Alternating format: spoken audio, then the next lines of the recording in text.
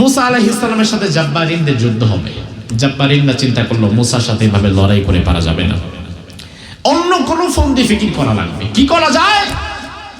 আচ্ছা, বালআমের কাছে গেলে কেমন হয়? বালআম না মুস্তাজাবুদ দাওয়া, আল্লাহরে যা বলে আল্লাহ তাই কবুল করে। বালআমের কাছে যাই। এই চিন্তা থেকে জাব্বারিনের লোকেরা গভীর রাতে উট বোঝাই করে স্বর্ণ মুদ্রা হীরা জাহারত নিয়ে বালআমের বাড়িতে গেছে। বনি ইসরাইলের সবচেয়ে বড় একজন আল্লাহর ওলি ছিল। বনি ইসরাইলের তার উপরে আর কোনো ওলি আল্লাহ ছিল না। ওই আল্লাহর ওলির নাম ছিল বালআম ইবনে বাউর। কি নাম? বালআম। জোরে বলেন কি নাম? কোরআনে কারিমে আল্লাহ তাআলা তার বিষয়ে আয়াত নাযিল করেছেন।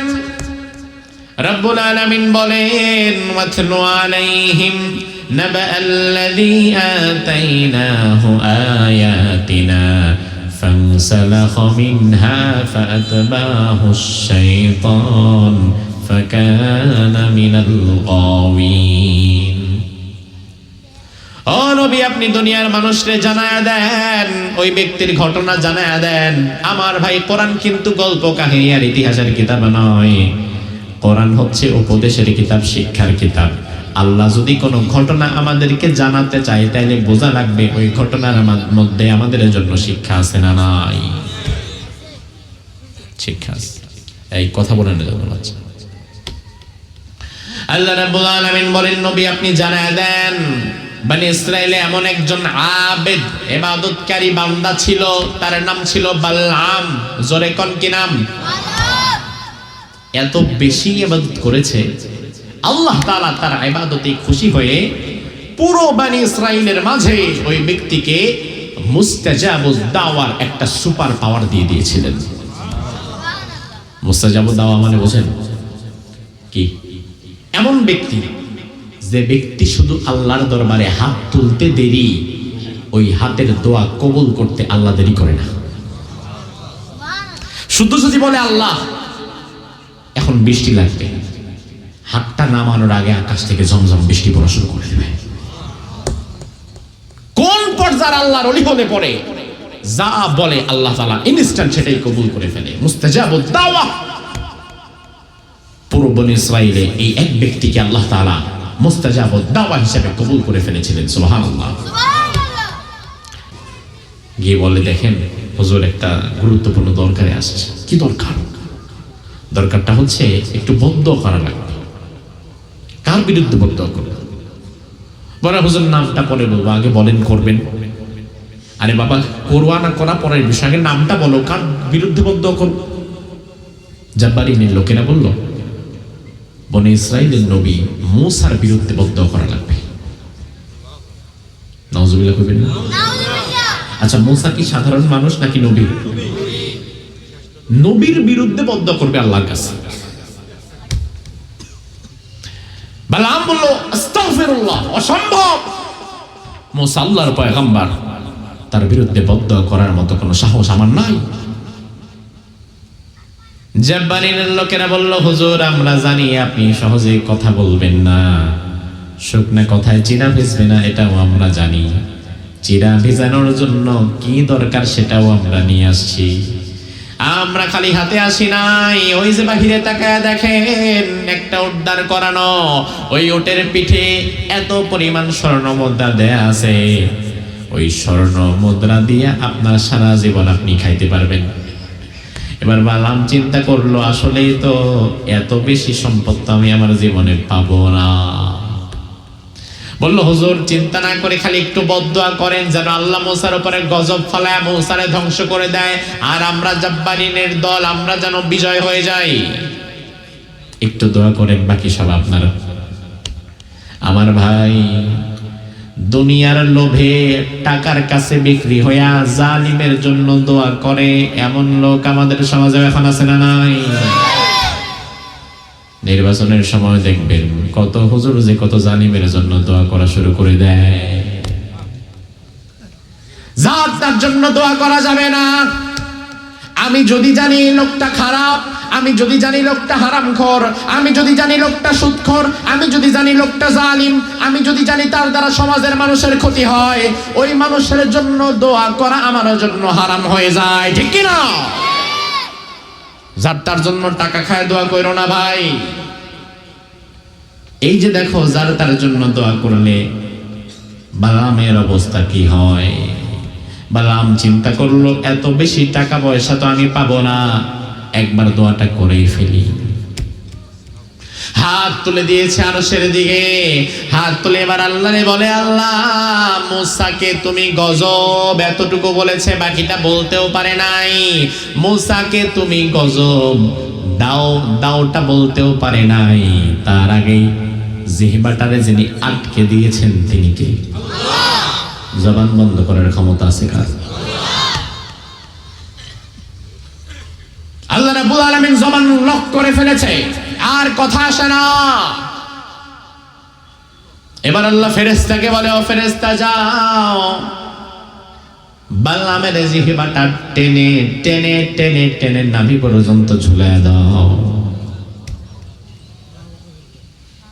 আমার ভাই, বাজারে ডানে বামে কিছু প্রাণী দেখা যায় সারাদিন জিহ্বাটা বের করে হাঁপায়।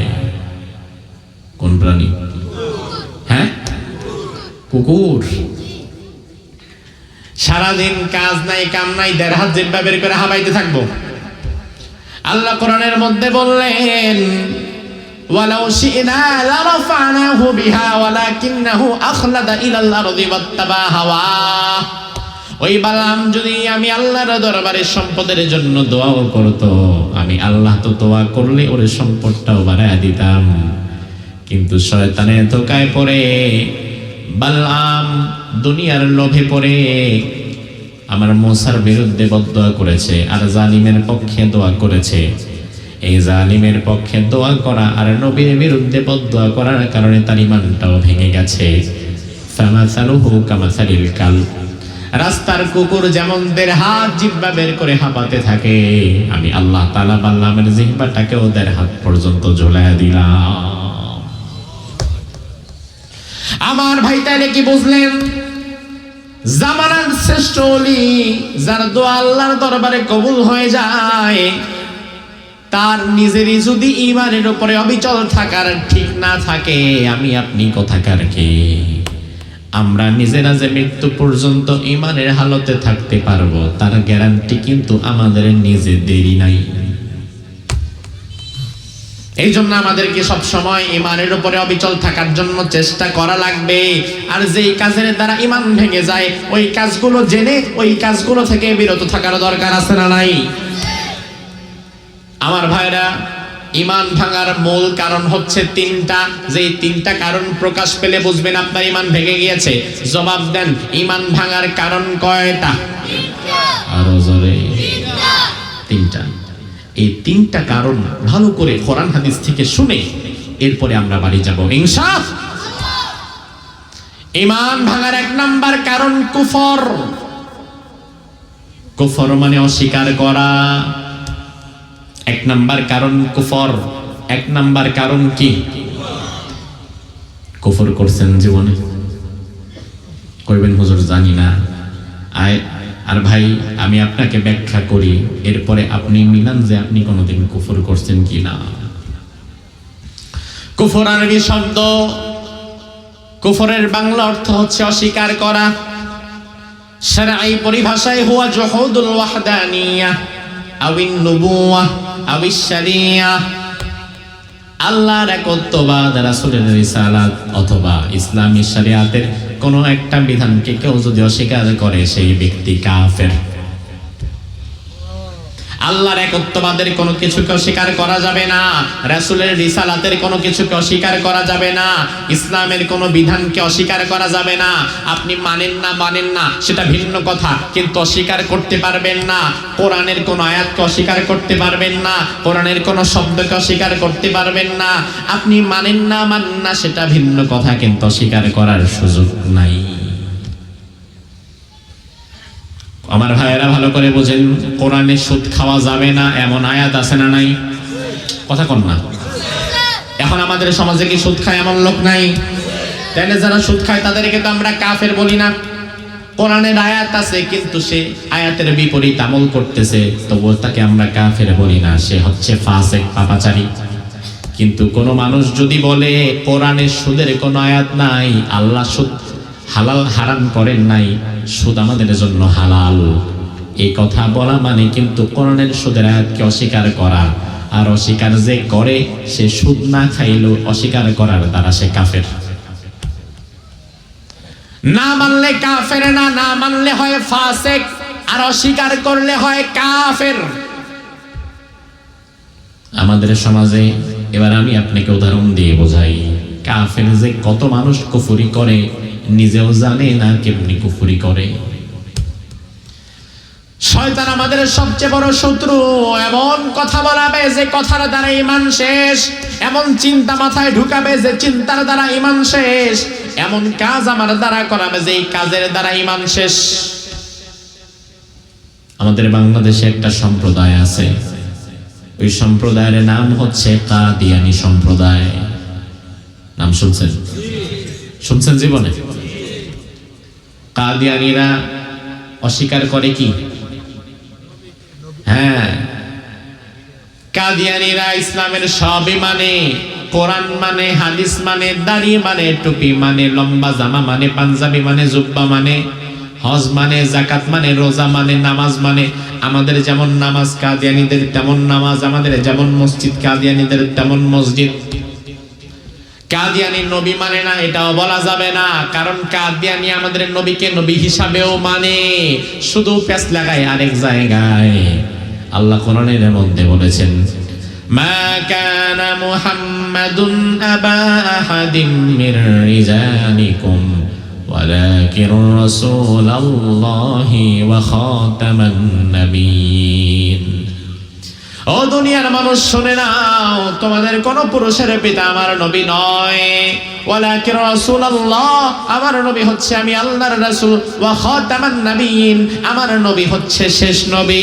তাইলে আমার ভাইরা জবাব দেন, আমাদের নবী কি শুধু নবী না শেষ নবী?